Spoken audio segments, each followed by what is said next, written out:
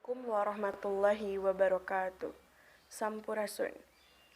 Langkung ti payun nepangkeun nami abdi Diva Hanifah Fazila Baha di kelas 11 MIPA 5. Abdi di dieu bade ngadamel pancen bahasa Sunda nyaeta biantara anu judulna pentingna urang ngajaga kesehatan diri urang sadayana.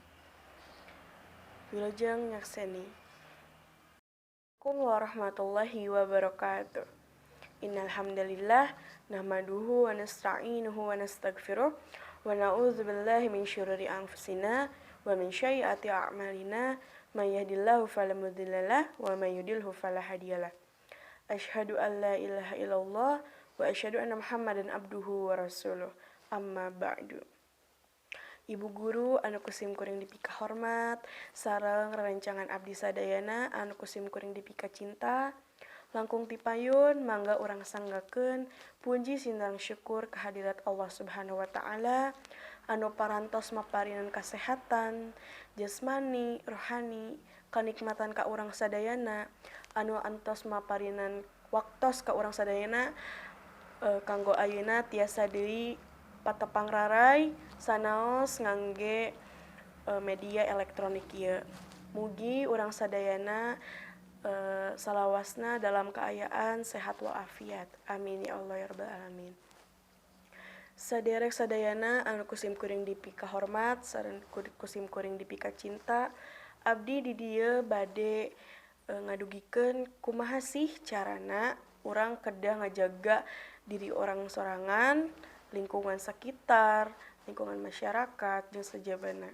Kumaha sih carana anu utama kanggo awak orang sorangan, orang di keayaan nuju virus corona di Indonesia, urang kedah rajin mandi ibak. Ibak sadinten minimal 2 kali. Teras naon deui nyikat waos anu rutin, ngawasuh pandangan anu rutin, urang kedah ngajaga pola makan, pola istirahat, urang kedah ngajaga sagalana sangkan urang jauh ti virus corona atanapi penyakit anu lainna. Terus naon deui carana pami urang sadayana bade kaluar ti bumi, urang sadayana kedah ngangge masker, entong hilap nyandak hand sanitizer, bilih tempat anu kau urang sadayana bade dituju henteu nyadiakeun fasilitas kanggo ngawasuh pandangan. Terus kumaha deui cara urang ngajaga lingkungan urang sarta diri urang sorangan? Ngajaga bumi tetap bersih, nyaman, serta miceun runta entong di mana wae di tempatna. Teras urang entong nyiduh di mana wae. Bersin atanapi batuk, urang entong di mana wae kudu aya etikana. Etikana nyaeta nutupan baham nganggo siku.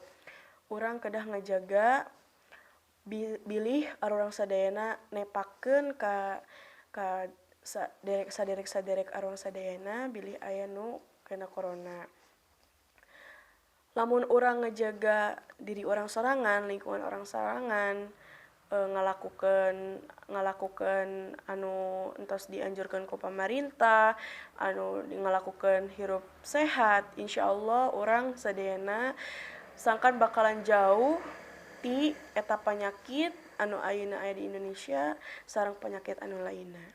Mung sakitu ti abdi, hapunten bilih aya kata-kata anu kirang merenah.